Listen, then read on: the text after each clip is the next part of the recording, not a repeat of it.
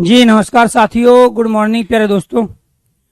आज की जो हमारी क्लास है उसमें हिंदी साहित्य से संबंधित जो हमारे प्रश्न पूछे जाते हैं अलग अलग टॉपिक के, उन सब प्रश्नों की आज हम प्रैक्टिस करेंगे। उसमें जैसे हिंदी के प्रसिद्ध पुरस्कार है, हिंदी की प्रसिद्ध रचनाएं, कवि, लेखक, उनके नाम, इसके साथ साथ प्यारे दोस्तों हिंदी के प्रसिद्ध कवि की जन्म और मृत्यु, पत्र और पत्रिकाएं, हिंदी में प्रथम स्थान, इन सबको आज हम बारी बारी से लेंगे और हर तरह की क्वेश्चंस की वैरायटी से परिचित होंगे कि कैसे कैसे क्वेश्चंस यहाँ से पूछे जाते हैं और उनका आंसर हमें किस तरीके से देना है।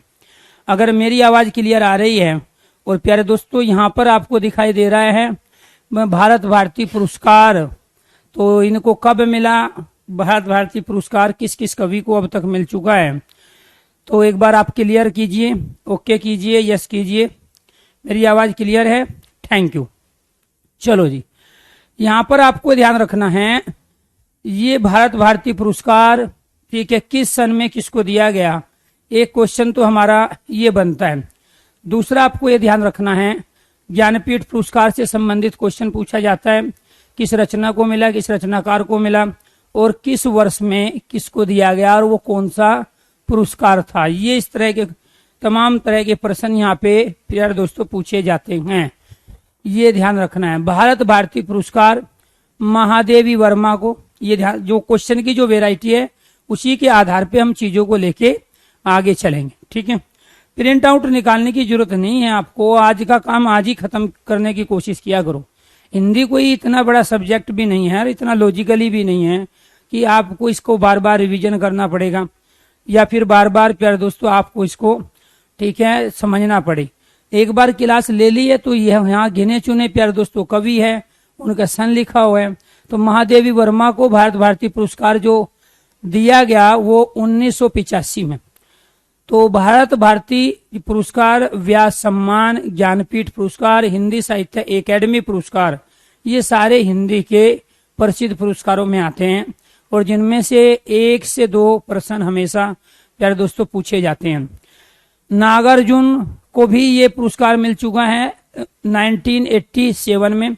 धर्मवीर भारती को भी ये पुरस्कार मिल चुका है 1989 में। कुंवर बेचैन को भी मिल चुका है 1991 में।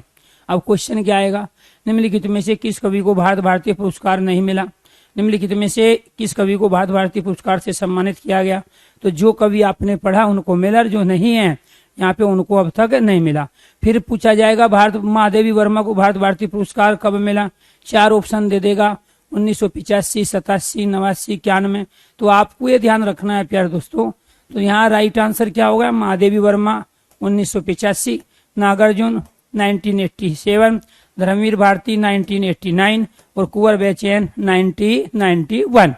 इसके बाद भारत भारती पुरस्कार शिव मंगल सिंह सुमन को, ठीक है, 1993, रघुवंश जी को 1995, जगदीश गुप्त को 1997, लक्ष्मी शंकर को 1999 और राम मूर्ति त्रिपाठी को 2001 में भारत भारती पुरस्कार से सम्मानित किया गया। इसके साथ साथ डॉक्टर विशंबरनाथ उपाध्याय 2003, डॉक्टर रामदास मिश्र 2005, हीरानंद वात्सल्य आगे 1986, इसके बाद रामविलास शर्मा 1988, श्री नरेश मेहता को 1990 में। तो ये नरेश मेहता, रामविलास शर्मा, हीरानंद वात्सल्य आगे, रामदास मिश्र, विशंबरनाथ उपाध्याय सबको भारत भारती सम्मान से पुरस्कृत किया जा चुका है। डॉक्टर नागेंद्र को प्यारे दोस्तों 1992 में भी, अमृत राय प्रेमचंद्र के पुत्र थे, तो इनको भी प्यारे दोस्तों कलम का जो सिपाही है इन्होंने ही वो लिखा है प्यारे दोस्तों अपने फादर के लिए जो रचना है, ठीक है, उसी रचना पे 1994 में इनको भी भारत भारती पुरस्कार से सम्मानित किया गया है। विद्यानिवास मिश्र 1996 है, विजेंद्र स्नातक को 1998, जानकी वल्लभ शास्त्री को 2000 में भारत भारती पुरस्कार से सम्मानित किया गया। कमलेश्वर 2002 में, ठीक है, नामवर सिंह बहुत आधुनिक लेखकों में सबसे प्रसिद्ध लेखक, ठीक है। 2004 में भारत भारती पुरस्कार, डॉक्टर परमानंद श्रीवास्तव को 2006 में भारत भारती पुरस्कार दिया गया। हिंदी के प्रसिद्ध पुरस्कारों में मिनिमम 1 क्वेश्चन और मैक्सिमम प्यारे दोस्तों 3 आते हैं। यहाँ से कभी भी 4 या 5 क्वेश्चन किसी भी पेपर में नहीं आएंगे। इसके साथ साथ ये अपने आप में बहुत ही महत्वपूर्ण क्वेश्चन है जो सबसे ज्यादा पूछा जाता है। एक हिंदी साहित्य अकेडमी पुरस्कार और एक ज्ञानपीठ पुरस्कार, ये 99% आते हैं, बाकी 1% में भारत भारती और दूसरे पुरस्कार पूछे जाते हैं। भारतीय ज्ञानपीठ पुरस्कार, भारतीय ज्ञानपीठ पुरस्कार की स्थापना सन 1965 ईस्वी में हुई। पहला क्वेश्चन बन गया, किसने की? शांति प्रसाद जैन तथा उनकी पत्नी रमा जैन के द्वारा इस पुरस्कार की स्थापना हुई। तो इसके स्थापक कौन थे प्यारे दोस्तों? संस्थापक कौन थे? शांति प्रसाद जैन और रमा जैन। तो यहाँ आपको ध्यान रखना है 1965 ईस्वी में ज्ञानपीठ पुरस्कार की स्थापना की गई। हिंदी साहित्य में सबसे बड़ा पुरस्कार जो माना जाता है वो ज्ञानपीठ पुरस्कार ही है। यह पुरस्कार 22 भाषाओं में किसी एक भाषा के साहित्यकार की, 22 भाषाओं, केवल हिंदी में नहीं मिलता, हिंदी के अलावा भी 21 भाषाओं में मिलता है और टोटल 22 भाषाओं में। तो यहाँ जो 22 भाषाओं को मान्यता दी है संविधान में, उन्हीं 22 भाषाओं में इस पुरस्कार को दिया जाता है। तो ये आपको ध्यान रखना है। तो दूसरा क्वेश्चन क्या बना? कितनी भाषाओं में दिया जाता है? 22 भाषाओं में ये पुरस्कार किसी एक भाषा के साहित्यकार की उसकी विशेष रचना या संपूर्ण साहित्य के योगदान हेतु, संपूर्ण साहित्य में जो उन्होंने अवदान दिया उसके लिए दिया जाता है। पुरस्कार स्वरूप फिलहाल 11 लाख की राशि प्रदान की जाती है। भारतीय ज्ञानपीठ संस्था का जो मुख्यालय है वो दिल्ली में स्थित है। हिंदी साहित्य में जिन जिन साहित्यकारों को यह पुरस्कार मिला है उनके बारे में भी हम अभी चर्चा करेंगे। नहीं, बहुत सारे एग्जामों में प्रसिद्ध कवि लेखक, उनकी रचनाएं, पुरस्कार, पत्र पत्रिकाओं के प्रश्न हमेशा पूछे जाते हैं। पहला क्वेश्चन क्या है? हिंदी का सबसे बड़े पुरस्कार का नाम। हिंदी का सबसे बड़ा पुरस्कार ज्ञानपीठ पुरस्कार है। दूसरा, ज्ञानपीठ पुरस्कार की स्थापना कब हुई? 1965 अर्थात 1965 में। किसने की? शांति स्वरूप, शांति प्रसाद जैन ने और रमा जैन ने। तो शांति प्रसाद जैन और रमा जैन इसके क्या है? पुरस्कार की स्थापना करने वाले। कितनी भाषाओं में मिलता है? 22 भाषाओं में, उनमें से हिंदी भी एक है। 22 भाषाएं वे कौन सी है जिनको संविधान ने मान्यता प्रदान की गई है? किस लिए दिया जाता है? किसी भी एक भाषा के कवि को, लेखक को, साहित्यकार को किसी एक रचना के लिए जो उसकी उत्तम कोटि की रचना है, जो उत्कृष्ट रचना है, जो बेहतरीन रचना है, उसके लिए दिया जाता है, या फिर उसने हिंदी साहित्य या किसी भी दूसरी भाषा में जो साहित्य लिखा उसकी सभी रचनाओं को के योगदान के लिए, सभी रचनाओं में जो उन्होंने वास्तव में मुद्दे उठाए उन सब विषय वस्तु के आधार पर पूरे साहित्य अवदान के लिए भी ये पुरस्कार दिया जाता है। अब मान के चलो किसी ने 4 रचनाएं लिखी, चारों की चारों रचनाएं काफी अच्छी रही है, तो उसको प्यारे दोस्तों उन चारों रचनाओं पर ही पुरस्कार दिया जाता है। तो उस समय हम कहेंगे कि उसको उस भाषा के साहित्य के लिए पुरस्कार मिला। 4 रचनाओं का नाम नहीं लेंगे, यानी कि पूरा जो उसने भाषा में, जिस भाषा में साहित्य लिखा उसको ये दिया जाता है। हिंदी के अंदर तो है ही, हिंदी के अलावा भी दूसरी भाषाओं में दिया जाता है। पुरस्कार के रूप में 11 लाख की राशि दी जाती है। एक स्मृति चिन्ह होता है ज्ञानपीठ पुरस्कार का, एक शॉल दिया जाता है, और साथ के साथ जो भारतीय ज्ञानपीठ संस्थान है वो दिल्ली में स्थित है, और यही किसको मिलना है, और इनके अपने मानक हैं, स्टैंडर्ड होते हैं। यहाँ पे जो कमेटी होती है उसी के आधार पे फाइनली ये फिक्स किया जाता है कि किस रचना को, किस कवि को, या किस भाषा में साहित्य लिखने वाले को, किस कवि को ये पुरस्कार से सम्मानित किया जा सकता है। अब इसके अलावा दूसरा क्वेश्चन क्या है? किस रचना को पुरस्कार मिला? अब तक ये ज्ञानपीठ पुरस्कार किस रचनाकार को मिला और किस सन में मिला, और जिस सन में मिला वो हिंदी का पहला कौन सा ज्ञानपीठ पुरस्कार, दूसरा, तीसरा, चौथा। तो यहाँ 1965 में इसकी स्थापना हुई, और 1968 में आपको ये ध्यान रखना है, चितंबरा एक काव्य है सुमित्रा नंदन पंत का, 1968 में प्यारे दोस्तों इसको ज्ञानपीठ पुरस्कार मिला। अब इस बात को समझने की कोशिश करो कि जिस पुरस्कार की स्थापना 1965 में हुई, जिस पुरस्कार की स्थापना 1965 में, फिर हिंदी में 68 में जाके क्यों मिला? तो इसका मतलब ये हुआ कि तब तक अन्य भाषाओं को ये पुरस्कार मिलता रहा। 1965 में, 66 में, 67 में ठीक है, 3 पुरस्कार जो गए वो हिंदी के पक्ष में नहीं आए, बल्कि हिंदी के अलावा दूसरी भाषाओं में लिखने वाले कवि लेके चले गए। तो यहाँ पे हिंदी को चौथा पुरस्कार मिला। हिंदी को जो चौथा ज्ञानपीठ पुरस्कार था, ये हिंदी का पहला पुरस्कार है, लेकिन ये ज्ञानपीठ पुरस्कार की जब हम श्रेणी निर्धारित करते हैं तो चौथा ज्ञानपीठ पुरस्कार 1968 में सुमित्रा नंदन पंत को, उनकी रचना है चितंबरा, उसको मिला। इसके बाद में फिर 8वां मिला, 4 बीच में नहीं मिले, फिर वे दूसरी भाषाओं को मिले, फिर ये 14वां मिला, फिर 18वां मिला, फिर 28वां मिला। तो यहाँ ये 4 से 8, 8 से 14, 14 से 18, 18 से 28 ऐसा क्यों हुआ? क्योंकि बीच में जो मलयालम है, मराठी है, बंगाली है, इसके बाद दूसरी जो अन्य भाषाएं हैं, उन भाषा के कवियों ने बहुत अच्छा साहित्य लिखा और उस साहित्य को बीच में पुरस्कार दिया गया। हिंदी में उस तरह की रचना नहीं आई उन दिनों, तो जब दूसरी भाषाओं को यह पुरस्कार मिला। इसके बाद दूसरा पुरस्कार ज्ञानपीठ पुरस्कार किसको मिला हिंदी में? पहला तो कौन ले गया हिंदी में ज्ञानपीठ पुरस्कार? चितंबरा रचना सुमित्रा नंदन पंत। दूसरा रामधारी सिंह दिनकर ले गए। तीसरा हीरानंद वात्सल्य आगे ले गए। ठीक है, इसके बाद चौथा प्यार दोस्तों महादेवी वर्मा और 5वां श्री नरेश मेहता। इसको याद करो ढंग से। पहला हिंदी में जो ज्ञानपीठ पुरस्कार आया वो सुमित्रा नंदन पंत को दिया गया, दूसरा रामधारी सिंह दिनकर को, तीसरा हीरानंद वात्सल्य आ गया, ये एक ही नाम है। इसके बाद में चौथा महादेवी वर्मा और 5वां श्री नरेश मेहता को मिला। क्लियर? आइए कौन सा पुरस्कार मिला जो सुमित्रा नंदन पंत को दिया गया? ये चौथा ज्ञानपीठ पुरस्कार था। रामधारी सिंह दिनकर वाला 8वां था, आगे वाला 14वां था, महादेवी वर्मा 18वां था और ये 28वां था। बाकी का और याद नहीं करना, लेकिन इन 5 का आपको जरूर करना है। यहाँ आपको ध्यान रखना, जब ज्ञानपीठ पुरस्कार पूछा जाता है तो 75% चांस होते हैं कि जो आपके सामने है यहीं से ज्ञानपीठ पुरस्कार का क्वेश्चन पूछे, और 25% में फिर आपको ये सब देखना पड़ेगा जी जिसको भी हिंदी के अंदर मिला है। तो यहाँ से आप 100% अपने पेपर में क्वेश्चन पाओगे। दूसरा क्वेश्चन क्या तैयार करना है? सुमित्रा नंदन पंत की कौन सी रचना को मिला? चितंबरा को। रामधारी सिंह दिनकर उर्वशी क्या है? काव्य। आगे आएगा कौन सा है? कितनी नावों में कितनी बार। महादेवी वर्मा यामा रचना, और श्री नरेश मेहता को संपूर्ण साहित्य पे दिया गया, किसी एक रचना पे ना देखें। इन्होंने हिंदी की जितनी भी पुस्तकें लिखी उन सबको ज्ञानपीठ पुरस्कार से सम्मानित किया गया। तो ये यहाँ पे आपको ध्यान रखना, यानी कि 4 जो पुरस्कार है हमारे वो एक एक रचना को मिलते रहे। स्टार्टिंग के 4 पुरस्कार ज्ञानपीठ, उसके बाद में फिर संपूर्ण साहित्य पे देने की परंपरा चलने लगी। क्लियर? ये ध्यान रखना। अब सुमित्रा नंदन पंत को कब मिला था? 1968 में। रामधारी सिंह दिनकर को 1972 में। फिर आगे को कब मिला? 78 में। महादेवी वर्मा को कब मिला? 82 में। नरेश मेहता को कब मिला? 92 में।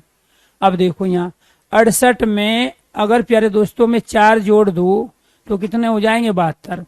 क्लियर? इसके बाद 72 में अगर मैं 4 जोड़ दूं, 72 में प्यारे दोस्तों अगर मैं यहाँ पे 6 जोड़ दूं तो कितने हो गए? इसके बाद में यहाँ पे अगर मैं 4 जोड़ दूं इसमें तो कितने हो गए? 82। और इसके बाद में इसमें 10 जोड़ दूं तो क्या हो गए? 92। इस तरीके से भी आप याद रख सकते हो। यानी कि पहला पुरस्कार आपको याद हो गया 1968 में मिला, उसके सही 4 साल बाद दूसरा पुरस्कार दिया गया ज्ञानपीठ पुरस्कार। किसको? माँ रामधारी सिंह दिनकर को। इसके बाद में फिर 6 साल बाद 72 और 6 78 को मिला। फिर 78 में 4 साल और जोड़ दिया हमने तो क्या हो गया प्यारे दोस्तों? 82। और 82 में 10 जोड़े तो फिर क्या हो गया? 92। तो इस तरीके से आप याद रख सकते हो। दूसरा तरीका क्या है?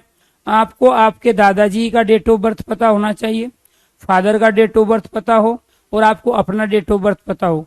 उसके आधार पे आप चीजों को ऑब्जर्व करो।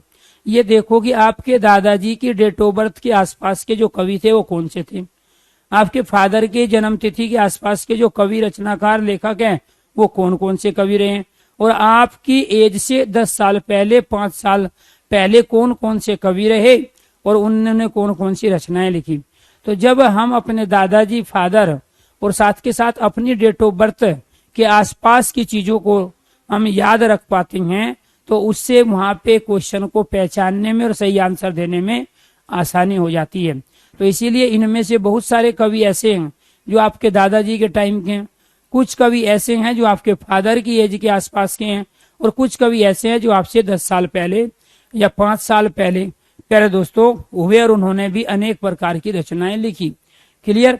ये थे इनको याद रखने के तरीके। इनकी कोई शॉर्ट ट्रिक नहीं है, इनकी कोई थ्योरी नहीं है, तरीका यही है जो बताया गया, क्योंकि ये स्मृति के आधार पे है, ये अवबोध के आधार पे नहीं चलता।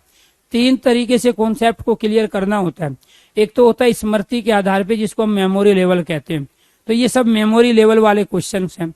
दूसरा होता है अवबोध, जिसमें समझना होता है, जिसमें बहुत सारे मैंने टॉपिक आपको कराए अब तक, उनमें सब वो क्या थे, अवबोध वाले थे। अवबोध मतलब समझ बढ़ानी थी, तर्क बढ़ाने थे, आपको लॉजिकली चीजों को सीखना था। और एक होता है चिंतन शक्ति वाले, जहां हमें मनन करना होता है, जहां पहले से सीखी गई चीज को और नई जो चीज सीखी उनका कोऑर्डिनेशन बना के हम एक नया कॉन्सेप्ट तैयार कर लेते हैं, वो जाता है चिंतन के स्तर पर। तो हमारा ब्रेन 3 अलग अलग फ्रंट पे काम कर रहा है, एक स्मृति का स्तर, अवबोध का स्तर, और एक है चिंतन का स्तर। इस वाले क्वेश्चनों में इनके अलावा न तो कुछ बताया जा सकता है और ना इसके अलावा कुछ आपको कहा जा सकता है, ना इसकी थ्योरी बनाई जा सकती, क्योंकि क्वेश्चंस के यहाँ 3 ही वेराइटी है। रचना दे के पूछ लेगा कि किस रचना को ज्ञानपीठ पुरस्कार मिला है, किस रचना को नहीं मिला, किस कवि को ज्ञानपीठ पुरस्कार मिला है, 4 ऑप्शन दे देगा, किसको नहीं मिला है। फिर पूछ लेगा महादेवी वर्मा को किस सन में मिला है, 4 सन दे देगा। ये तो सारे याद ही रखने पड़ेंगे आपको, क्योंकि और याद कैसे रहेंगे, जब आप इनमें से रोज 10-10 कवि को पढ़ोगे। आप क्या करते हो, एक दिन 150 कवि पढ़ दोगे, 50 भी याद नहीं रहेंगे। 10 कवि मैक्सिमम रोज आप पढ़ो, 10 क्वेश्चंस रोज करो इनमें से, तब जब आप 3 बार इस चीज को कर जाओगे तो फिर ये हमेशा याद रहेंगे आपको। ये सब क्या है, संपूर्ण साहित्य। इसका मतलब ये हुआ कि पहले 4 ज्ञानपीठ पुरस्कार किसको मिले, रचना को मिले। चितंबरा, उर्वशी कितनी नाव में कितनी बार, और यामा। यामा किसकी रचना है, महादेवी वर्मा। कितनी बार नाव में कितने बार क्या, हीरानंद वात्सल ने आगे, ठीक है। तो उर्वशी किसकी रचना है, रामधारी सिंह दिनकर की, और चितंबरा किसकी है, सुमित्रा नंदन पंत की। इसके बाद यहाँ से नरेश मेहता, जो 5वां हिंदी पे को ज्ञानपीठ पुरस्कार मिला। वैसे तो ज्ञानपीठ पुरस्कार की श्रेणी में 28वां था, लेकिन हिंदी को तो 5 ही मिले ना अब तक, 1, 2, 3, 4 और 5, क्योंकि ये तो 22 भाषाओं में दिया जाता है। तो जो 5वां पुरस्कार हिंदी के को दिया गया ज्ञानपीठ पुरस्कार, जो कि कुल पुरस्कारों में 28वां पुरस्कार था, ठीक है। तो वहां से संपूर्ण साहित्य को पुरस्कार देने का प्रचलन चला। तो संपूर्ण साहित्य को मिल रहा है, रचना याद रखने की आवश्यकता ही नहीं है किसको मिला। इसके बाद कौन है, निर्मल वर्मा व प्यारे दोस्तों कुंवर नारायण। निर्मल वर्मा व कुंवर नारायण, ठीक है। अब यहाँ ये ध्यान रखना है, गुरु दयाल सिंह को भी संपूर्ण साहित्य के लिए 1990 में मिला, वो 35वां था। अब ये आपको याद नहीं रखने, ये 35वां, 41वां, 45वां, 49, 53। अब वो जो पूछेगा ना यहाँ से कि वो जो चितंबरा को पुरस्कार दिया गया था वो कौन सा पुरस्कार था ज्ञानपीठ, तो आपको बताना पड़ेगा हिंदी का पहला और वैसे 4था पुरस्कार था। तो ये 4था, 8वां, 14वां, 18वां, 28वां, बस ये पूछेगा। इसके बाद का ये प्यारे दोस्तों आपको नहीं करना है, ठीक है। ये 35वां, 41वां, 45वां, 49, 53, 57वां आपको याद नहीं रखना, लेकिन ये जरूर आपको याद रखना है कि यहाँ जो मिला निर्मल वर्मा व गुरुदयाल सिंह को, वो 1999 को मिला। इसके साथ कुंवर नारायण को जो मिला प्यारे दोस्तों 2005 में मिला। कि किस पे मिला, संपूर्ण साहित्य पे। अमरकांत व श्रीलाल शुक्ल को 2009 में मिला। केदारनाथ सिंह को 2013 में मिला। कृष्णा सोबती को 2017 में मिला। अमिताभ घोष को जो मिला 2018 में मिला। अब दूसरा क्वेश्चन क्या बना, किसको नहीं मिला, इनको छोड़ के जो आ जाए उसको नहीं मिला। किसको मिला, आपने 5 तो पढ़ लिया नरेश मेहता तक, ठीक है। उसमें कौन कौन सी आई, उसमें प्यारे दोस्तों आपका सुमित्रा नंदन पंत, रामधारी सिंह दिनकर, इसके साथ हीरानंद वात्सल ने आ गया, महादेवी वर्मा और नरेश मेहता। इन 5 के अलावा फिर किसको मिला, निर्मल वर्मा, गुरुदयाल सिंह, कुंवर नारायण, अमरकांत, श्रीलाल शुक्ल, केदार सिंह नाथ सिंह, कृष्णा सोबती। ये पहली लेडीज रही जिसको ज्ञानपीठ पुरस्कार दिया गया। कृष्णा सोबती पहली लेखिका रही, कवित्री रही जिसको ज्ञानपीठ पुरस्कार दिया गया। यहाँ से भी अलग क्वेश्चन बना लेगा। यानी कि पहली लेखिका बताइए जिसको ज्ञानपीठ पुरस्कार से सम्मानित किया गया। हिंदी की पहली कवित्री बताइए जिसको ज्ञानपीठ पुरस्कार से सम्मानित किया गया। तो वो कौन सी थी? कृष्णा सोबती। और वैसे हिंदी की पहली कौन मानी जाती है लेखिका या कवित्री? मीराबाई। और आधुनिक मीराबाई किसे कहते हैं? महादेवी वर्मा को। किसको कहते हैं? महादेवी, हाँ सॉरी, इससे पहले कृष्णा सोबती से पहले इसको क्या मिला? सेकंड। और इससे पहले दूसरा, पहला वाला किसको मिला है? महादेवी वर्मा को मिला है। किसको मिला है? महादेवी वर्मा को। तो पहला महादेवी वर्मा को मिला, तो दूसरा ज्ञानपीठ पुरस्कार किस लेखिका को मिला? कृष्णा सोबती को। इसके बाद अमिताभ घोष को संपूर्ण साहित्य पे कब दिया गया? 2018 में दिया गया। अब आ जाओ व्यास सम्मान। व्यास सम्मान के बिड़ला फाउंडेशन की स्थापना 1991 ईस्वी के साथ हुई। तो इसकी कब हुई थी? 1900। जबकि ज्ञानपीठ पुरस्कार की स्थापना कब हुई थी? 1965 में। व्यास सम्मान की स्थापना कब हुई? 1991 में। तो पहला क्वेश्चन क्या बना हमारा व्यास सम्मान का? 1991 में व्यास सम्मान की स्थापना हुई। यह सम्मान हर वर्ष पिछले 10 वर्ष की अवधि में प्रकाशित किसी, ध्यान रखना है, हर वर्ष दिया जाता है। कब दिया जाता है? हर वर्ष दिया जाता है। यह सम्मान हर वर्ष दिया जाता है। पिछले 10 साल की अवधि में जो प्रकाशित किसी भारतीय नागरिक द्वारा रचित हिंदी की उत्कर्ष साहित्यिक कृति को प्रदान किया जाता है। पुरस्कार के स्वरूप 2.5 लाख की राशि प्रदान की जाती है। राशि कितनी मिल रही है? पैसे। हर राशि के साथ एक शॉल भी दिया जाता है और एक स्मृति चिन्ह भी दिया जाता है। स्मृति चिन्ह दिया गया 2.5 लाख रुपए और एक शॉल दिया गया 1 पॉइंट। दूसरा क्या है? 10 साल के अंतराल में, 10 साल के अंदर जिस भी कवि ने, लेखक ने, लेखिका ने जो भी हिंदी में योगदान दिया रचनाओं के माध्यम से, गीतों के माध्यम से, तो उनकी 10 साल की उस मेहनत को प्यारे दोस्तों हर साल ये व्यास सम्मान दिया जाता है। तो पर्टिकुलर ये किसी एक रचना को या किसी एक गीत को या किसी एक प्यारे दोस्तों विधा को, कहानी, नाटक को ये पुरस्कार नहीं दिया जाता है।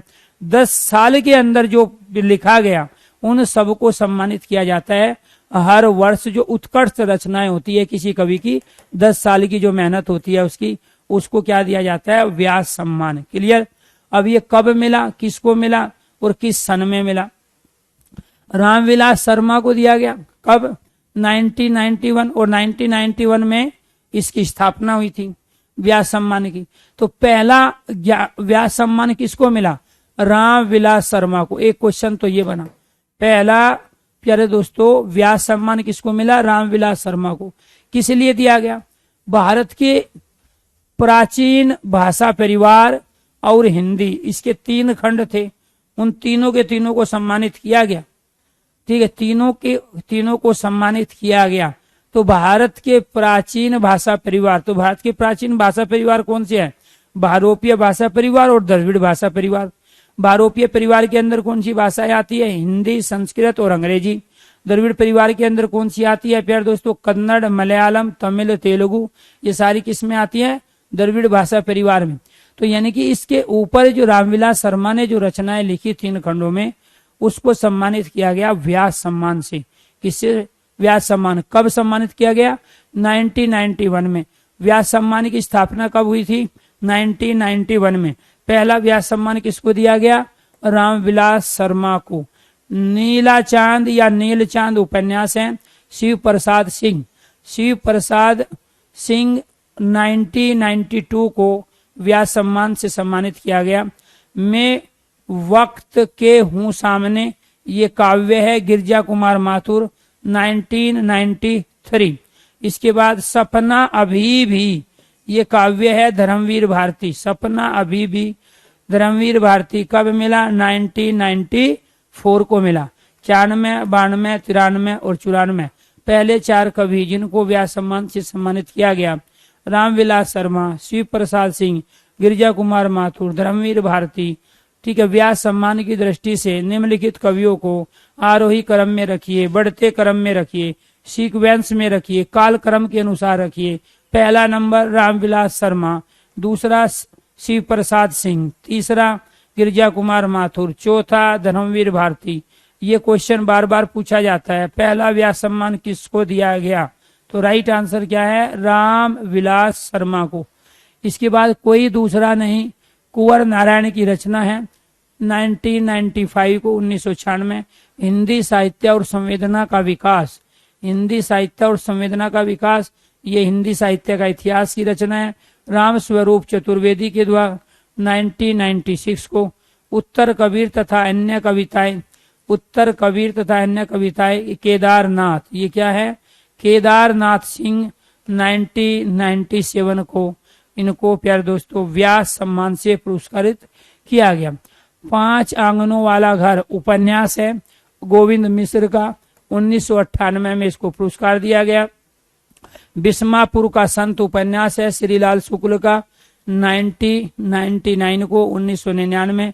पहला है गिरमिटिया, ठीक है, गिरिराज किशोर की रचना 2000 में इसको भी प्यारे दोस्तों व्यास सम्मान से पुरस्कृत किया गया।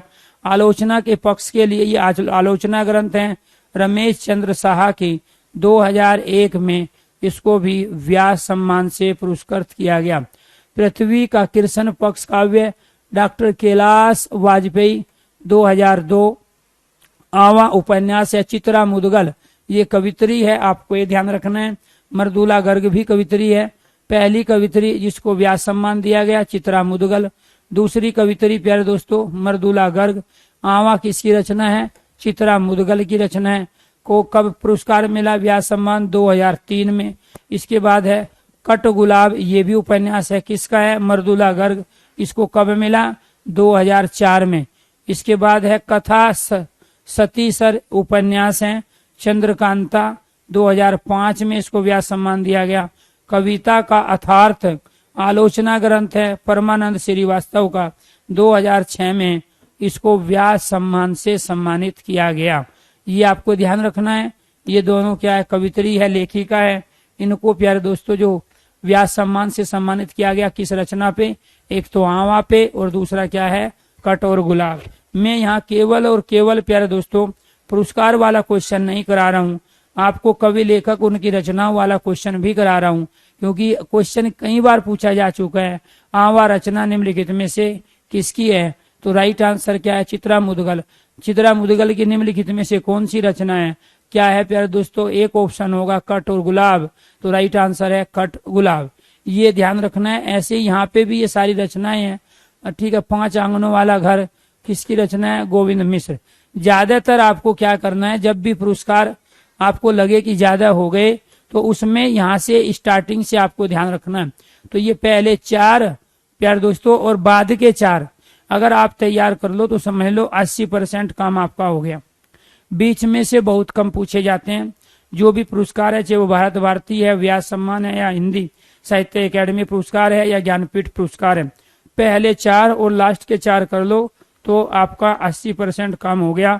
बीच में थोड़ा मोटा मोटा पढ़ लो ताकि आपको पता चल जाए कि किस कवि को किस रचना को वो पुरस्कार ये दिए गए हैं और किसको नहीं दिए गए हैं। क्योंकि जब आप एक बार इसकी रीडिंग कर दोगे, एक बार ढंग से मेमोरी में आप इसको सेव कर लोगे, तो फिर वहां ऑब्जेक्टिव टाइप क्वेश्चन में आंसर देने में आपको दिक्कत नहीं होगी। इसके बाद है समय सरगम, ये भी उपन्यास है, किसका है, कृष्णा सोबती। ये पुरस्कार मिला, ये तो एक प्यारे दोस्तों अलग बात है, लेकिन यहाँ ये रचना किसकी है, वो किसने लिखी, ये भी ध्यान रखना है। कृष्णा सोबती ने कौन सी रचना लिखी, समय सरगम। और ये समय सरगम क्या है, नाटक है, एकांकी है, कहानी है, उपन्यास है, रेखाचित्र है, संस्मरण है, यात्रावर्त है, या आत्मकथा है, ये भी आपको ध्यान रखना है। और वो क्या है, उपन्यास। एक कहानी, यह भी बहुत बार पूछा गया, बहुत बार पूछा गया, एक कहानी यह भी, ठीक है। मनु भंडारी, क्लियर, 2008 में। इन्हीं हथियारों से, अमरकांत 2009। फिर भी कुछ रह जाएगा, ये काव्य है, फिर भी कुछ रह जाएगा, विश्वनाथ प्रसाद तिवारी 2010 में भी इसको प्यारे दोस्तों व्यास सम्मान से सम्मानित किया जा चुका है। इसके बाद है आम के पत्ते काव्य है, ठीक है, राम शरण मिश्र है, ये राम शरण मिश्र, राम शरण मिश्र है 2011। न भूतो न भविष्यति बहुत बार पूछा है, नरेंद्र कोहली 2012 में व्यास सम्मान से सम्मानित किया गया। न भूतो न भविष्यति, न भूतकाल है और न भविष्यत है। ठीक है। ओम केश दरवेश जीवनी है। जीवनी किसी व्यक्ति के जीवन के बारे में बताया जाता है, जन्म से लेके मृत्यु तक की तमाम घटनाओं को रखा जाता है। उसने किस क्षेत्र में कार्य किया, उसका क्या योगदान रहा और उसकी शिक्षा कितनी रही, उन सब के बारे में जीवनी में बताया जाता है। विश्वनाथ त्रिपाठी ने, ठीक है, ओम केश दरवेश जीवनी लिखी 2013 में। इसको व्यास सम्मान से सम्मानित किया जा चुका है। प्रेमचंद्र की कहानियों का कर्मानुसार अध्ययन, ये एक शोध पुस्तक है कमल किशोर गोयनका की। 2014 में इसको भी व्यास सम्मान से सम्मानित किया गया। इसके बाद है प्यारे दोस्तों सुनीता जैन, सुरेंद्र वर्मा, ममता कालिया, ये सब क्या है, संयुक्त रूप से इनको मिला है, ये आपको ध्यान रखना है। लीलाधर जुगड़ी को जितने लोग उतने प्रेम, जितने लोग उतने प्रेम, ये क्या है, लीलाधर जुगड़ी को, ये आपको ध्यान रखना। 2018 में इसको पुरस्कार से सम्मानित किया गया। महत्वपूर्ण लेखक, जन्म एवं मृत्यु। तो अब तक आपने क्या पढ़ा, अब तक आपने प्यारे दोस्तों भारत भारती सम्मान, ज्ञानपीठ पुरस्कार और व्यास सम्मान किस रचना को कब दिए गए, किस सन में दिए गए, किस लेखक और लेखिका को अब तक ये ज्ञानपीठ पुरस्कार, भारत भारती और व्यास सम्मान मिले। दूसरा क्वेश्चन आता है हमारा, इसमें से कई बार कालकर्म के अनुसार के आधार पे भी आ जाता है। कई बार प्यारे दोस्तों हमें पता ही नहीं होता कि कौन से दशक में कौन सा कवि हुआ, तो उस दशक का अगर हमें पता चल जाए तो आपको ये ध्यान रखना है, फिर वहाँ क्वेश्चनों का आंसर देना हमारे लिए बड़ा आसान होता है। तो महत्वपूर्ण लेखक, उनकी जन्म व मृत्यु, एक से कभी भी 3 क्वेश्चन नहीं आएंगे, या तो 1 या 2 या फिर 1 भी नहीं है। लेकिन ये ध्यान रखना है, अगर आपने ये कर लिया तो इससे बहुत ज्यादा फायदा होगा आपको हिंदी साहित्य के तमाम क्वेश्चनों का आंसर देने में। कैसे फायदा होगा ये आप ध्यान से सुनो। मैंने यहाँ 2055 से चीजें शुरू की, 1255 से मैंने यहाँ पे शुरू की, 1255 से, और 1255 से लेके जो हम गए प्यारे दोस्तों, हम पहुंचे यहाँ पे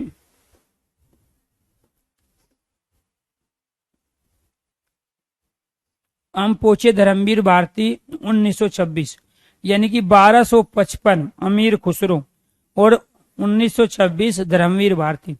तो अमीर खुसरो प्राचीन कवि लेखक हुए हमारे, धर्मवीर भारती आधुनिक कवि लेखक हुए।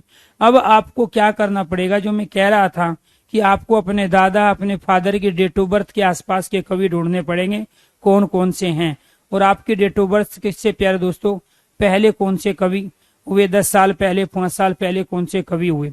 दूसरी चीज आपको ये भी ध्यान रखना है, यहाँ पे जब मैं यहाँ बात करता हूँ 1200 से लेके 1400, तो इसका मतलब क्या हुआ, अमीर खुसरो, विद्यापति, रामानंद, कबीरदास और नानक जी आए। क्लियर। यहाँ 1255 में यहाँ पे शासन किसका था, आपने जीएस सबने पढ़ा है, क्योंकि हिंदी के साथ साथ आप दूसरे भी सब्जेक्ट पे फोकस रखते हो, और इस जीएस में आपने इतिहास पढ़ा, और इस इतिहास में आपने पाया यहाँ 1200 के आसपास जिसका शासन था, उसके शासन काल में इन कवियों ने प्यारे दोस्तों अपनी रचनाएं लिखी है। तो स्वाभाविक बात है, इनकी रचनाओं का जो विषय होगा तो उन्हीं की संस्कृति, उन्हीं की सभ्यता और उन्हीं की बढ़ाई का इसमें विषय रहा होगा। तो इस तरीके से हम इन चीजों को समझ सकते हैं। दूसरा तरीका क्या है कि यहाँ सबसे बड़े इनमें कौन है, अमीर खुसरो पहले आए, फिर 1350 में विद्यापति आए, 1368 में रामानंद आए, फिर 1398 में प्यारे दोस्तों यहाँ क्या है, कबीरदास आए, और फिर नानक कब हुए, 1469। तो इसका मतलब ये हुआ नानक से बड़े कबीरदास है, कबीरदास से बड़े रामानंद है क्योंकि उनके गुरु थे, और विद्यापति हुए रामानंद से भी पहले, और सबसे पहला कवि हमारा अमीर खुसरो हुआ। ये कई बार क्वेश्चन पूछा गया, इसमें से पहला कवि बताइए कौन सा है। ठीक है, इनका काल कर्म बताइए कौन सा है, इनको कोई काल कर्म के अनुसार रखिए। तो पहले अमीर खुसरो, फिर विद्यापति, फिर रामानंद, फिर कबीरदास, और फिर क्या है, नानक। और इसी के आधार पे बहुत सारे ऐसे क्वेश्चन होते हैं, अगर हमें उनके काल का पता है तो हम बहुत सारे अनेक क्वेश्चनों के आंसर दे देते हैं जो हमने कभी पढ़े नहीं या किसी ने हमें पढ़ाए नहीं है, उसके बावजूद भी आंसर आते हैं। क्लियर। तो यहाँ क्या है, अमीर खुसरो का जन्म हुआ 1255 में। मृत्यु याद नहीं रखनी है आपको, अगर जन्म आपको याद रह गया तो आपका काम हो जाएगा। ठीक है, क्योंकि वो ऐसा नहीं करेगा जन्म ठीक दे दिया मृत्यु को गलत देगा।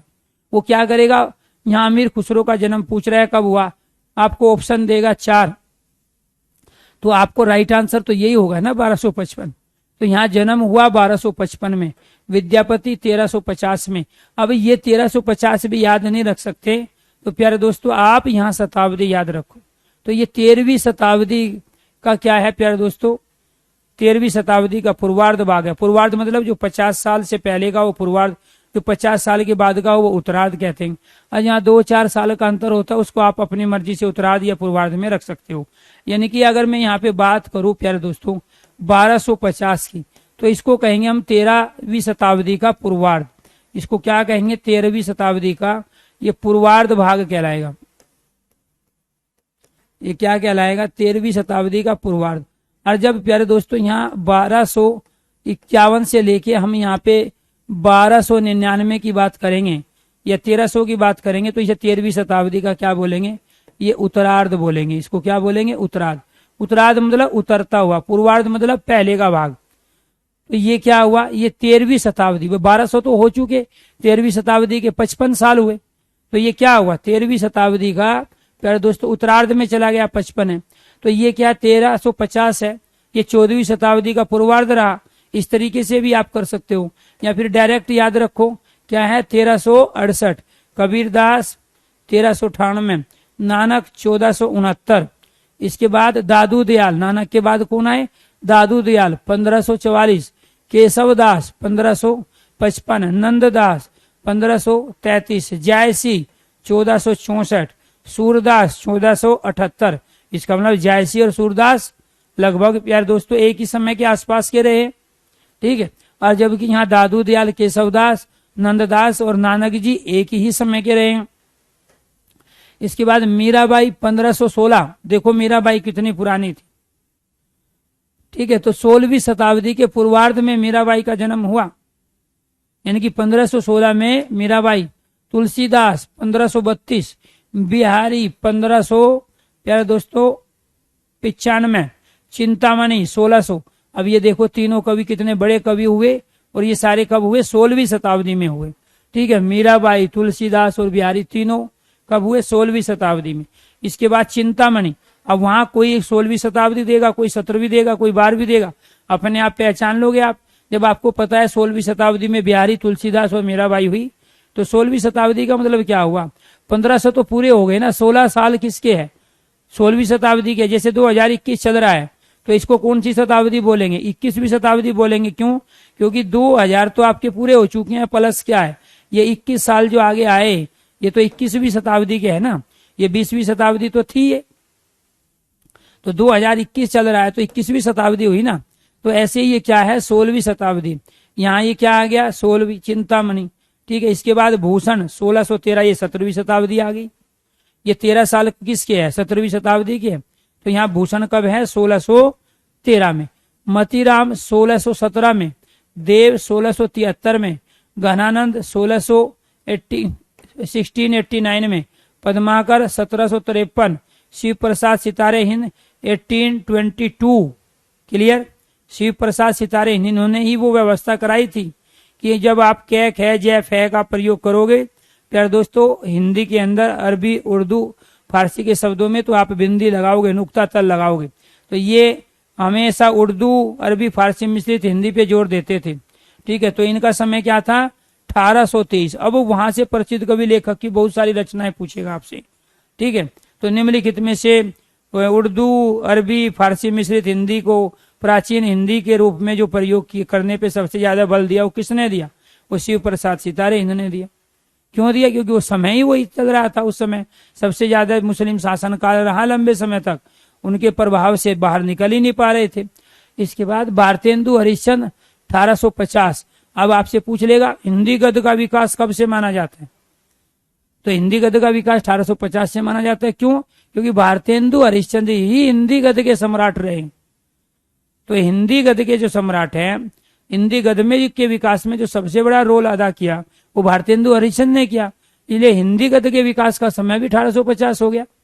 बाल कृष्ण भट्ट 1844, और भारतेंदु हरिश्चंद्र के साथ साथ के कौन से कवि हुए वो देखो, 1850 भारतेंदु है, बाल कृष्ण भट्ट 1844 है, लाला श्रीनिवास दास 1851 है, बद्रीनाथ चौधरी प्रेमघन 1855 है, प्रताप नारायण मिश्र क्या है 1856 है।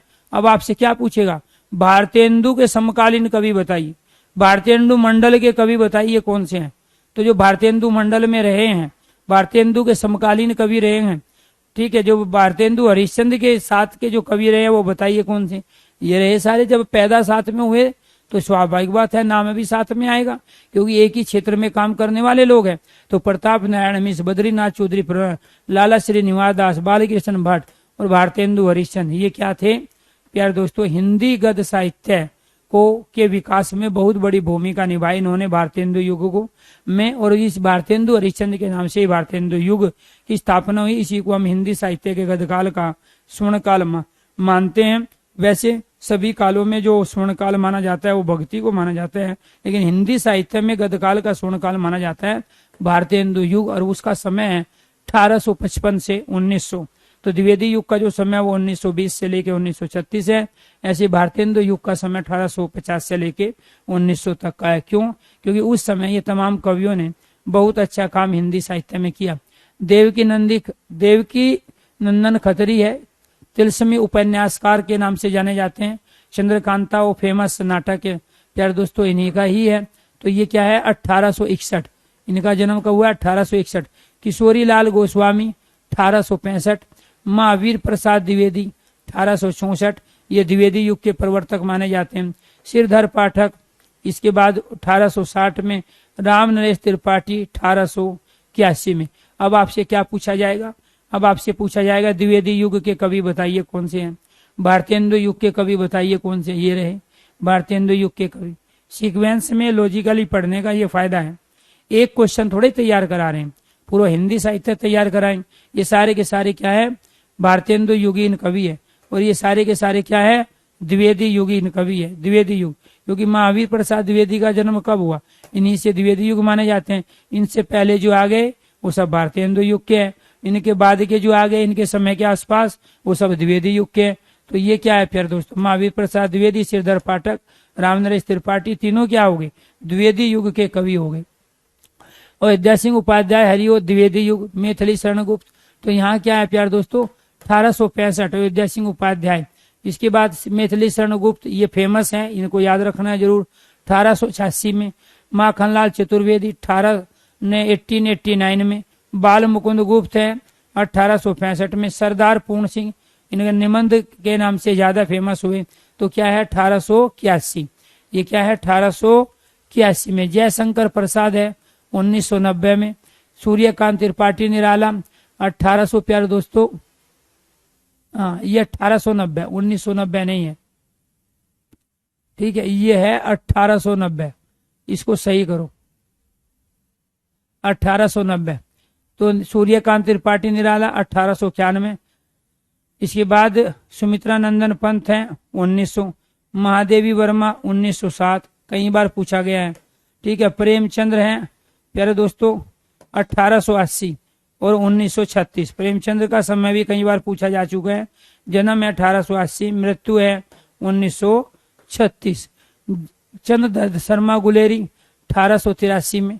अब मान के चलो किसी की डेट ऑफ बर्थ 1983 है, ठीक है, किसी की डेट ऑफ बर्थ आप में से 1983 है, तो वो आप ये कहो कि मेरे से 100 साल पहले चंद्रधर शर्मा गुलेरी पैदा हुए, हो गया याद।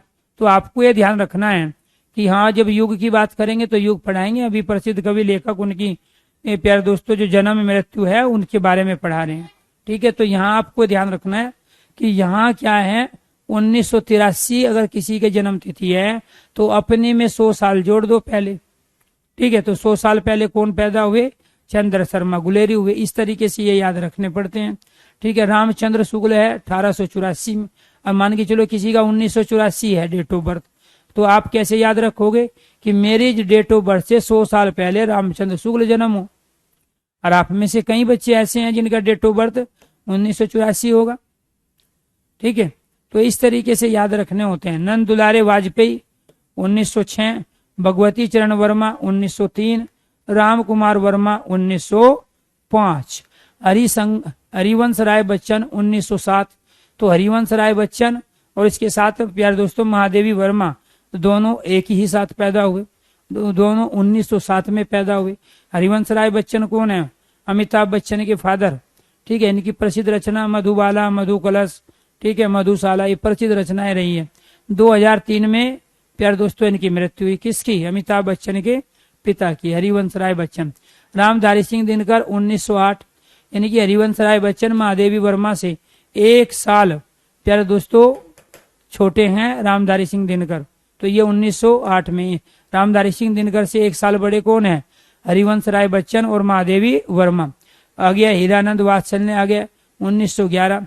मुक्ति बोध 1917। शमशेर बहादुर सिंह 1911। तो आ गया, और शमशेर बहादुर का जो जन्म हुआ 1911 में हुआ। क्लियर? चलो जी, तो इस तरीके से जो प्रसिद्ध कवि है उन्हीं को रखा गया। जैनेन्द्र 1904, यशपाल 1903, हजारी प्रसाद द्विवेदी 1907। तो 1907 में 3 कवि पैदा हुए आपके। ठीक है, हजारी प्रसाद द्विवेदी भी 1907 में हुए।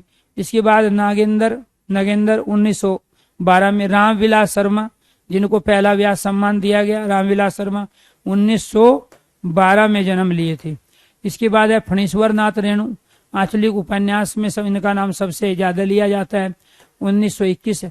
रघुवीर सहाय 1929, नागार्जुन 1911 और धर्मवीर भारती 1926। तो ये क्या थे? 59 आपके प्रसिद्ध कवि लेखक जिनकी जन्म और मृत्यु से संबंधित यहाँ से जो प्रश्न बनता है वो आपको कराया गया। और इसी को आपको ध्यान रखना पड़ेगा दोस्तों कि जब हमने यहाँ से शुरू किए पहले 10 साल में कौन कौन से कवि आए। हालांकि अगर मैं छोटा करने की बात करूंगा तो इनमें से मैं 25 कवि निकाल दूंगा अलग से, ठीक है, लेकिन वो चीज एक तरह से रटने वाली हो जाएगी।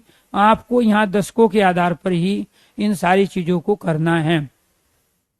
क्लियर? देखो चलो जी, 100 साल का समय ले लेते हैं। तो यहाँ 1255 में अमीर खुसरो हुआ, 1300 ये विद्यापति, रामानंद और कबीरदास। अब 1400 वाले देख लो क्या थे। 1400 में किसका नाम आता है? नानक का, दादू दयाल के। 1400 से में जायसी का, नानक का और सूरदास का। फिर 1500 में किसका आता है? दादू दयाल का, केशवदास का और नंददास का। इसके बाद मीराबाई, ये भी मीराबाई, तुलसीदास और बिहारी, ये तीनों समकालीन रहे। चिंतामणि, भूषण और इसके साथ साथ मतीराम, ठीक है, देव और घनानंद, ये सब ये एक साथ के रहे। इसके बाद प्यारे दोस्तों यहाँ पद्माकर और राजा शिव प्रसाद सितारे हिंद, ये समकालीन रहे। तो इस तरीके समकालीन मतलब होता है जो जिसके साथ, जिसके आसपास डेट ऑफ बर्थ जिसकी रही है, उसी के हिसाब से आपको हमने 3 से 4 तरीके बताए कि किस तरीके से आप इनको याद रख सकते हो। तो आपको ये पढ़ना है, आपके पास ये नोट्स ऑलरेडी पहले ही पहुंच गए हैं। अब एक प्रश्न आता है हिंदी प्रचारक संस्थाओं का। किसका आता है? हिंदी की प्रचारक संस्थाएं। तो हिंदी की प्रचारक संस्थाएं कौन सी है? काशी नागरिक प्रचारणी सभा है, काशी में स्थापना हुई और 1993 में। दूसरा क्या है? इंदौर हिंदी साहित्य सम्मेलन 1918 में। गुजरात विद्यापीठ अहमदाबाद में स्थित है 1920 में। तो यानी कि हिंदी के प्रचार प्रसार में जो सबसे बड़ी भूमिका निभाई वे कौन से संगठन है, वे कौन सी संस्था है जिन्होंने हिंदी के प्रचार प्रसार में भूमिका निभाई? भारतीय संविधान के अंदर ये तय किया गया कि केंद्र और राज्य दोनों की ही प्यारे दोस्तों ये जिम्मेदारी है कि वे हिंदी के प्रचार प्रसार को बढ़ावा दे। और हिंदी में प्यारे दोस्तों जो भी परिष्कृत रूप सामने आए, ठीक है, तो उसको पब्लिक तक पहुंचाने का काम केंद्र और राज्य दोनों सरकार का है। क्योंकि भाषा हमारी जो मातृभाषा है बहुत लोगों की वो हिंदी ही है, और दूसरा राजभाषा, राष्ट्रभाषा के रूप में हम हिंदी को ही प्यारे दोस्तों मान्य बना चुके हैं। तो इसीलिए हिंदी के प्रचार प्रसार की जिम्मेदारी सरकार और सरकार के जो संगठन है उन सब की हो जाती है। इसके बाद हिंदी विद्यापीठ देवधर, ठीक है, ये झारखंड के अंदर है। क्या है प्यारे दोस्तों? 1929। मुंबई हिंदी विद्यापीठ है 1939। इसके बाद अखिल भारतीय हिंदी संस्थान संघ 1974। राजभाषा आयोग, ये पूछा गया है कई बार, अभी भी आएगा। राजभाषा आयोग की स्थापना कब हुई? 1955 में हुई। क्या काम है इसका? हिंदी का प्रचार और प्रसार करना। इसके बाद केंद्रीय हिंदी निदेशालय, ये दिल्ली में स्थित है। इसकी स्थापना कब हुई? 1960 में। कब हुई? 1960 में।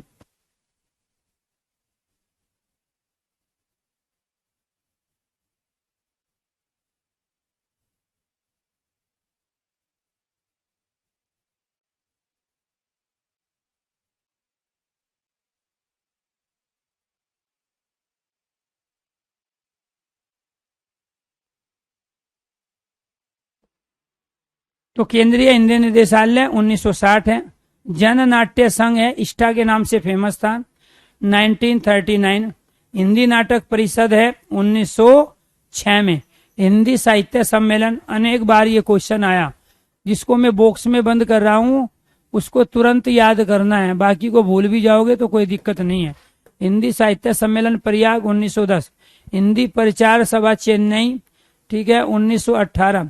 दक्षिण भारत हिंदी प्रचार चेन्नई 1927। राष्ट्रभाषा प्रचार समिति वर्धा 1936। अनेक बार रिपीट हुआ, आगे भी पूरी उम्मीद है इसको पूछा जाए। राष्ट्रभाषा प्रचार समिति ये वर्धा है प्यारे दोस्तों 1936। असम राष्ट्रभाषा प्रचार समिति गुवाहाटी 1938 में। इसके बाद नागरी लिपि परिषद नई दिल्ली 1975। नागरी लिपि 1975 में इसकी स्थापना हुई।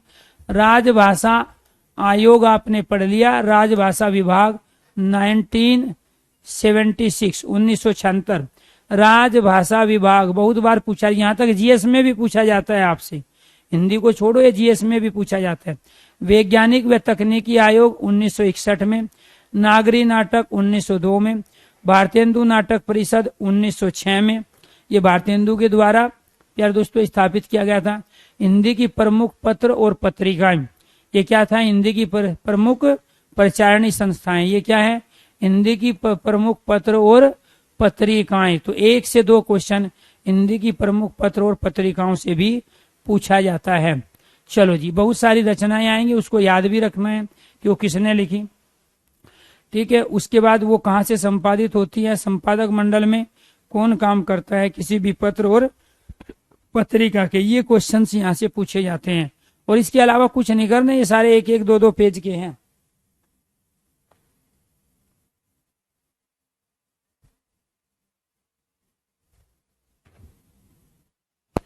चलो जी, तो यहाँ क्या है? विशाल गजट भारत का प्रथम समाचार पत्र, लेकिन अंग्रेजी में। अब क्वेश्चन पूछा हिंदी का पहला समाचार पत्र बताओ, और ऑप्शन में विशाल गजट है, तो आप में से बहुत सारे बुद्धू विशाल गजट ही करके आएगी। पहला पूछ रहा है वो हिंदी का बताओ, हिंदी का कौन सा है, क्वेश्चन लिखा हुआ क्लियर, हिंदी का पहला पत्र बताइए कौन सा है। और यहाँ क्या है? ऑप्शन में विशाल गजट, वही करेंगे। क्यों? इतना तो पढ़ लिया हिंदी का प्रथम समाचार पत्र भारत का, लेकिन ये ध्यान ही नहीं रहता कि ये अंग्रेजी में लिखा गया था। तो अंग्रेजी में लिखा गया भारत का प्रथम समाचार पत्र है विशाल गजट, लेकिन आपको ध्यान रखना है हिंदी में लिखा गया वो है उद्दंड मार्डन जुगल किशोर शुक्ल के द्वारा कोलकाता से प्रकाशित हुआ 30 मई 1926। ये हिंदी का पहला पत्र माना जाता है, ध्यान रखना। 30 मई 1926 को प्रकाशित हुआ, जुगल किशोर के संपादन मंडल में, जुगल किशोर के नेतृत्व में ये इसके संपादक रहे, कोलकाता से प्रकाशित हुआ, हिंदी का पहला समाचार पत्र माना जाता है। तो वो क्या है प्यारे दोस्तों? उद्दंड मार्डन। बंगदूत साप्ताहिक पत्र है, बंगदूत क्या है? साप्ताहिक पत्र है। 9 मई 1829 कोलकाता से प्रकाशित, संस्थापक है राजा राम मोहन राय। तो राजा राम मोहन राय के नेतृत्व में कौन सा निकलता है? बंगदूत, ठीक है। क्या है? साप्ताहिक, सप्ताह में 1 बार आता है, ठीक है। बनारस अखबार काशी से प्रकाशित 1854 में राजा शिव प्रसाद सितारे हिंद के संपादन मंडल में, ये कई बार पूछा, राजा शिव प्रसाद सितारे हिंद के संपादन के में अर्थात इनके नेतृत्व में निकलने वाला बनारस अखबार, ठीक है, 1854 में, ठीक है, में पहला हिंदी समाचार पत्र है, जिसमें हमने उर्दू अरबी फारसी हिंदी का प्रयोग किया, जिसको हम प्राचीन हिंदी कहते हैं। क्या कहते हैं? प्राचीन हिंदी जिसको हम कहते हैं। समाचार सुधा वर्षण कोलकाता से 1854 में श्याम सुंदर सेन के नेतृत्व में, ठीक है, प्रथम हिंदी दैनिक। दैनिक का मतलब क्या है? जो रोज निकलता। आप गलती क्या करते हो, आप वहां ध्यान ही नहीं देते कि ये पूछ रहा है हिंदी का साप्ताहिक, दैनिक, मासिक, वार्षिक, त्रैमासिक या अर्धवार्षिक। तो जब पूछा जाए दैनिक समाचार बताओ पहला हिंदी का कौन सा है, तो दैनिक समाचार पर तो समाचार सुधा वर्षण है। और जब पूछ रहे हैं कि आप साप्ताहिक बताइए, जब पूछ रहा है आप वार्षिक बताइए, तो आपको क्वेश्चंस की लैंग्वेज को ध्यान में रखकर ही आंसर देना है, ये आपको ध्यान रखना है। क्लियर। तो दैनिक जो समाचार पत्र है, जो रोज आता था, जो रोज समाचार पत्र आता है, वो है समाचार सुधा वर्षन। किसके नेतृत्व में निकला था? इनके संपादक कौन थे? श्याम सुंदर सेन। प्रजा हितैषी आगरा से प्रकाशित होता है राजा लक्ष्मण सिंह के संपादन में, और ये संस्कृत निष्ठ हिंदी में, दो तरह की हिंदी थी, एक प्राचीन हिंदी थी, उर्दू मिश्रित हिंदी। और प्यारे दोस्तों, आधुनिक हिंदी संस्कृत निष्ठ हिंदी कहलाती है। आधुनिक हिंदी कौन सी है? संस्कृत निष्ठ हिंदी कहलाती है। और उस संस्कृत निष्ठ हिंदी में सबसे बड़ा जो रोल निभाया वो राजा लक्ष्मण सिंह ने निभाया। तो राजा लक्ष्मण सिंह ने आगरा से प्रजा हितैषी के नाम से एक पत्र निकाला, और वो पत्र निकला 1855 में। कब निकला? 1855 में। चलो इनको पढ़िए तब तक।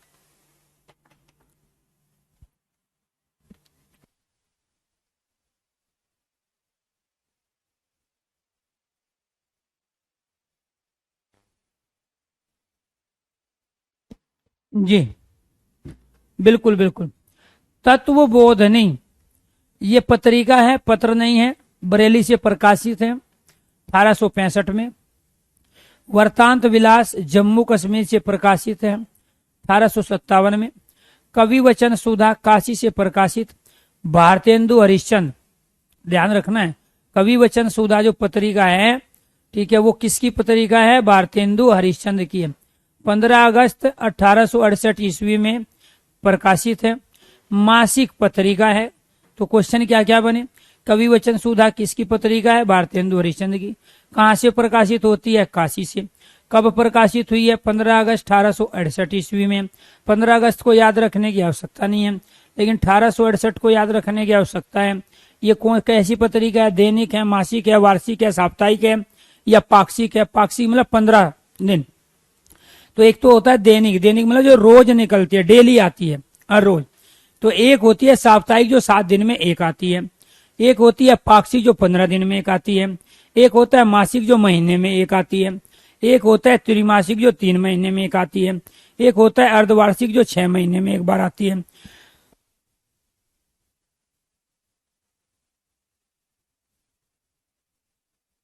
एक होती है वार्षिक जो वर्ष में अर्थात 12 महीने में एक बार आती है। क्लियर। तो इसमें कंफ्यूज नहीं होना। हरिश्चंद्र मैगजीन पत्रिका है, बनारस से प्रकाशित होती है। भारतेंदु हरिश्चंद्र की दूसरी पत्रिका का नाम है, ठीक है। 1773 में, एक वर्ष के पश्चात इसका नाम बदल के हरिश्चंद्र पत्रिका कर दिया। क्यों? क्योंकि ये हिंदी की थी और मैगजीन शब्द अंग्रेजी का है। तो मैगजीन अंग्रेजी के स्थान पे पत्रिका का शब्द कर दिया 1 साल के बाद। क्लियर। तो आपको ये ध्यान रखना है, हरिश्चंद्र मैगजीन, हरिश्चंद्र पत्रिका, ये दोनों एक ही पत्रिका के नाम है। दूसरा कवि वचन सुधा, ये दोनों पत्रिकाएं भारतेंदु हरिश्चंद्र की है। किसकी है? भारतेंदु हरिश्चंद्र की पत्रिका है। बाल बोधनी बनारस से प्रकाशित भारतेंदु हरिश्चंद्र की तीसरी पत्रिका है। 1874 को महिलाओं के लिए मासिक पत्रिका है, केवल महिलाओं के लिए निकली। बाल बोधनी की खासियत क्या है? ये पत्रिकाएं, ये जो मैगजीन है, ये महिलाओं के लिए आती है। जैसे सहेली नामक पत्रिका आती है आजकल, ठीक है। तो ये ध्यान रखना, ऐसी बहुत सारी पत्रिकाएं हैं जो लेडीज पढ़ती है, उसमें स्त्रियों के बारे में बहुत सारी चीजें दी होती है। सहेली पत्रिका है, रूपाभा पत्रिका है, वो भी महिलाओं की है, और भी इसके अलावा बहुत सारी पत्रिकाएं हैं। तो महिलाओं के लिए स्पेशल सबसे पहले पत्रिका किसने निकाली? भारतेंदु हरिश्चंद्र ने। कब निकाली? 1874 में। क्या नाम था?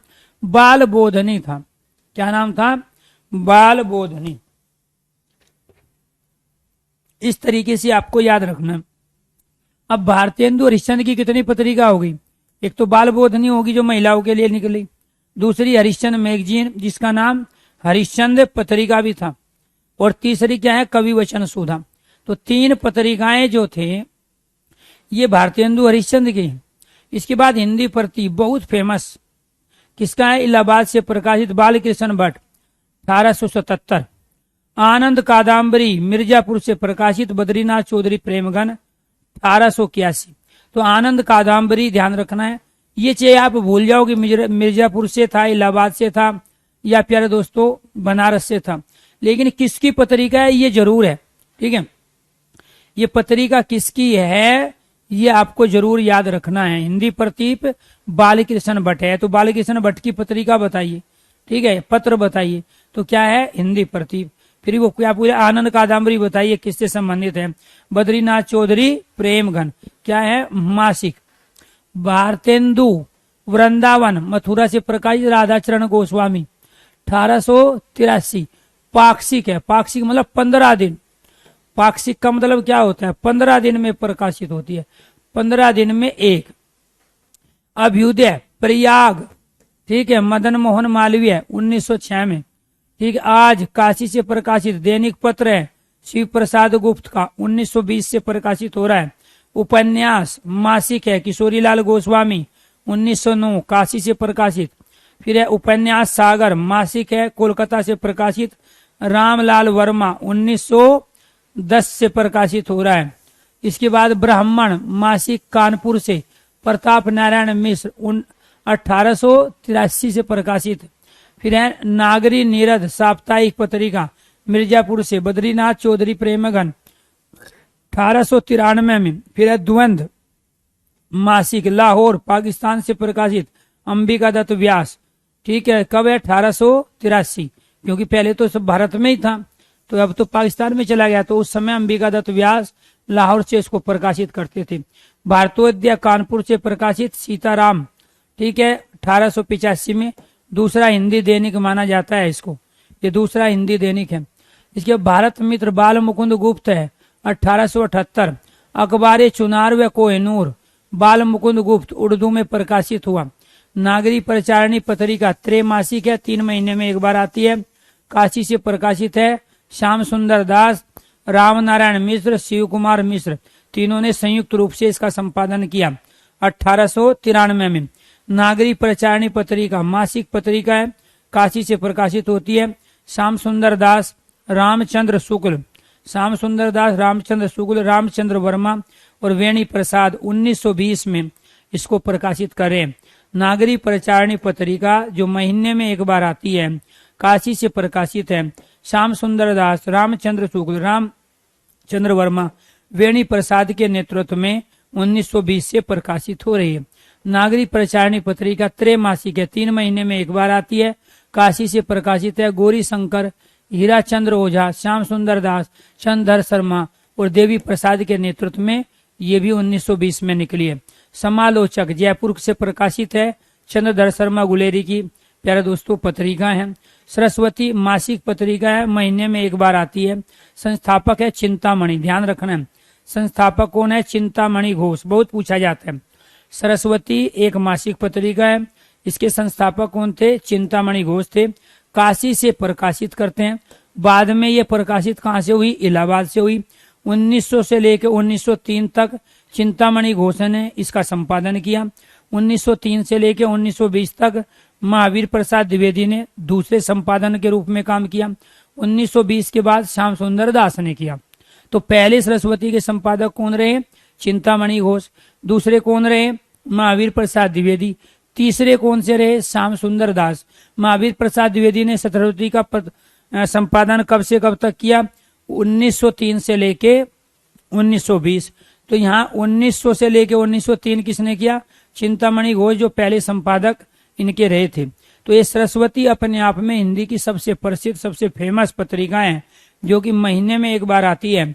1900 से शुरू हुई, किसने शुरू की थी, चिंतामणि घोष ने की थी। बाद में कार्य किसने संभाला, महावीर प्रसाद द्विवेदी ने। सम्मेलन पत्रिका मासिक है, प्रयाग से है, जिसको आज प्रयागराज कहते हैं, इलाहाबाद कहते हैं। राम नरेश त्रिपाठी है 1971। फिर है सूरदर्शन है मासिक पत्रिका काशी से, देवकीनंदन खत्री है 1900 में प्रकाशित है। ज्ञानोदय कोलकाता से है मासिक पत्रिका 1908 है। उपन्यास लहरी मासिक पत्रिका है, ठीक है, उपन्यास लहरी ये क्या है, एक मासिक पत्रिका है, काशी से प्रकाशित है। देवकीनंदन खत्री 1898 से ये प्रकाशित हो रही है। इसके साथ साथ भारत मित्र दैनिक कोलकाता से प्रकाशित है, अंबिका प्रसाद वाजपेयी के संपादन में 1911 से प्रकाशित। करमवीर बहुत बार पूछा गया। करमवीर साप्ताहिक है, सप्ताह में एक बार खंडवा से प्रकाशित होती हैं। माखनलाल चतुर्वेदी के नेतृत्व में 1925 से प्रकाशित है।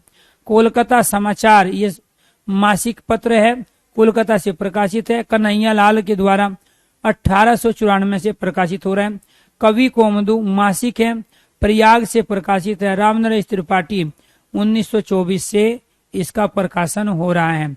1924 से इसका प्रकाशन हो रहा है। गुप्तचर मासिक पत्रिका है, काशी से किशोरीलाल गोस्वामी है, 1924 से प्रकाशित हो रही है। गुप्त कथा ये भी मासिक है, बम्बई से प्रकाशित। गोपाल राम गहमरी के नेतृत्व में 1904 से प्रकाशित। जासूस मासिक है, महीने में एक बार, गाजीपुर से प्रकाशित है। गोपाल राम के द्वारा 1900 से प्रकाशित हो रही है। नागरिक पत्रिका 1877 में सदा सुखलाल के नेतृत्व में प्रकाशित है। प्रताप एक दैनिक समाचार पत्र है, कानपुर से प्रकाशित है। गणेश शंकर विद्यार्थी के द्वारा निकाला गया। अंग्रेजों की इसमें बखिया उधेड़ी गई और इसी को निकालने के चक्कर में गणेश शंकर विद्यार्थियों को पहली बार गिरफ्तार भी किया गया था। 1913 में प्रकाशित। पीयूष प्रवाह मासिक है, भागलपुर से प्रकाशित है। अंबिका दत्त व्यास के द्वारा 1884 में प्रकाशित। मतवाला साप्ताहिक समाचार पत्र कोलकाता, संस्थापक है महादेव प्रसाद सेठ, 1929 में। ठीक है, संपादन मंडल निराला भी रहे थे इसके। माधुरी बहुत बार पूछा गया, मासिक पत्रिका लखनऊ से प्रकाशित। प्रेमचंद्र की पत्रिका 1922 से प्रकाशित है। वर्तमान दैनिक समाचार पत्र रोज आता है, कानपुर, विशंबर नाथ के द्वारा 1920 से प्रकाशित हो रहे हैं। इसके साथ प्यार दोस्तों शंकर मासिक अलीगढ़ से प्रकाशित। पदम सिंह शर्मा 1920 से प्रकाशित हो रहा है। श्री शारदा मासिक जबलपुर से नम्रता प्रसाद मिश्र के द्वारा 1920। फिर है श्री शारदा त्रैमासिक, 3 महीने में एक बार, जबलपुर से प्रकाशित। द्वारका प्रसाद मिश्र के द्वारा 1818 में। फिर है सत आदर्श साप्ताहिक है, दिल्ली से प्रकाशित है। लाला श्री निवास दास। तो इस तरीके से आपको ये ध्यान रखना है प्यारे दोस्तों, इनको आपको करना है। ये जो हमारे पत्र पत्रिकाएं हैं ये 50 पत्र पत्रिकाएं हैं, ठीक है, जिनमें से आपको केवल मुख्य करने हैं। मैंने आपको सारे कराए, लेकिन अगर आपको लग रहे हैं ये याद है, वो लग रहा है कि हम याद नहीं रख पाएंगे, तो फिर आपको हम बताते हैं तरीका क्या है। तरीका है आपको ये याद रखना है, विशाल गजट, उद्दंड मांडन को याद रखना है, बंग दूत को याद रखना है। कुछ भी मैं कराऊं हिंदी साहित्य में तो पहले 5 और लास्ट के 5 आपको हमेशा याद रखने होते हैं। एक तरीका तो ये है। दूसरा तरीका क्या है, इसमें से प्रजा हितैषी समाचार सुधावर्षण है, प्रजा हितैषी है, ये भी 6 के 6 याद करने हैं। इसके बाद कवि वचन सुधा, हरिश्चंद्र मैगजीन, ये दोनों आप छोड़ दो, कोई दिक्कत नहीं है, ना आज तक पूछे गए ना पूछे जाएंगे। बाल बोधनी, हिंदी प्रतीप, आनंद कादम्बरी, तीनों महत्वपूर्ण है, तीनों को याद रखना पड़ेगा। इसके बाद ये सारे छोड़ दो, कोई दिक्कत नहीं है। यहाँ से ब्राह्मण, इसके बाद को बाकी सारे छोड़ दो। भारत में अखबार चुनार, नागरिक प्रचारणी पत्रिका, ये दोनों आपको करने पड़ेंगे। इसके साथ साथ प्यारे दोस्तों ये भी करना पड़ेगा, समालोचना सरस्वती, तीनों बहुत महत्वपूर्ण है, हर बार पूछे जाते हैं किसी न किसी रूप में। इसके बाद आप ये सारे के सारे छोड़ सकते हो, ठीक है। भारत मित्र, करमवीर, ये आप करोगे। कवि कोमदू, इसको भी करोगे, ठीक है। बाकी आप ये छोड़ सकते हो। गुप्तचर, जासूस, नागरिक पत्रिका, ये प्रताप, ये दोनों फेमस है, पूछे जाते हैं। इसके साथ माधुरी पूछे जाते हैं, वर्तमान पूछा जा चुका है। बाकी मतवाला, पीयूष प्रवाह, ये छोड़ सकते हो। और इसके साथ यहाँ पे आप ये सारे के सारे छोड़ सकते हो। तो ये क्या थे प्यारे दोस्तों, हमारे हिंदी के प्रसिद्ध पत्र और पत्रिकाएं। ये सब क्या थे, हमारी हिंदी के प्रसिद्ध पत्र और पत्रिकाएं। तो ये आपने हिंदी के पुरस्कार भी लिया, आज हिंदी के प्रसिद्ध जो कवि है उनके जन्म मृत्यु वाला क्वेश्चन भी लिया, और इसके साथ पत्र और पत्रिकाएं वाला क्वेश्चन भी लिया। बाकी आपको ये ध्यान रखना है, हिंदी के प्रसिद्ध कवि, लेखक, उनकी रचनाओं से संबंधित जो क्लास हैं वो क्लास लेंगे हम कल। लेकिन साथ के साथ आपके पास बहुत सारी पीडीएफ भी हैं, उन पीडीएफ से ही आप इन सब चीजों को तैयार करोगे और अपनी हैंड राइटिंग में लिख के अपने खुद के नोट्स तैयार करोगे। तो दोस्तों आज के लिए इतना ही। बाकी आपको ध्यान रखना है, इसको याद करने का तरीका सबसे बढ़िया ये है कि जो पीडीएफ आपके पास है वहां से उन पीडीएफ को पहले पढ़ो, पढ़ने के बाद में अपनी हैंडराइटिंग में खुद नोट्स बनाओ। जैसे मैंने अभी आपको ये 50 बताए, 50 में से आपको प्यार दोस्तों बाकी सारे निकाल दी, 20 रख ली, उन 20 को आप अच्छे से याद रख सकते हो। तो कल लेंगे प्रसिद्ध कवि लेखक उनकी रचनाओं के कुछ और बेहतरीन क्वेश्चन। आज प्यारे दोस्तों आपको ध्यान रखना है, जितने भी हमने ये सेक्शन लिए यहाँ से क्वेश्चन आते हैं। प्रसिद्ध कवि, जन्म व मृत्यु का क्वेश्चन भी होता है, पत्र पत्रिका वाला क्वेश्चन भी होता है, पुरस्कार वाला क्वेश्चन भी पूछा जाता है, ये आपको ध्यान रखना है। बुक अगर किसी को ऑनलाइन चाहिए, जैसे कि बच्चे कमेंट कर रहे हैं, तो अमेजोन पे जाइए, Hindi book by Arun sir आप डालिए, मेरी बुक आपको मिलेगी। और मैं कल आपको वो बुक भी दिखाऊंगा, ठीक है, सामने। तो वही बुक आपको परचेज करनी है 199 रुपये में। अगर 199 से ऊपर उसका प्राइस है तो इसका मतलब वो फ्रॉड कर रहे हैं। वो 199 में बुक खरीद के 350 रुपया में कुछ लोग हैं जो बेचने की कोशिश कर रहे हैं, वो आपको खरीदनी नहीं है। बुक का मैक्सिमम प्राइस ही 199 रुपया है। हालांकि जब आप यहाँ पढ़ रहे हो आपको बुक की नीड नहीं होनी चाहिए, क्योंकि यहाँ जितनी पीडीएफ आपको दी गई है तो वो प्यारे दोस्तों फिर आपको बुक की आवश्यकता नहीं है। बशर्ते आप ये सारे नोट्स, वे सारी पीडीएफ आप ढंग से खोल के अपने खुद के नोट्स तैयार कर लो। सभी दोस्तों को नमस्कार, धन्यवाद। कल मिलते हैं फिर एक नए टॉपिक के साथ।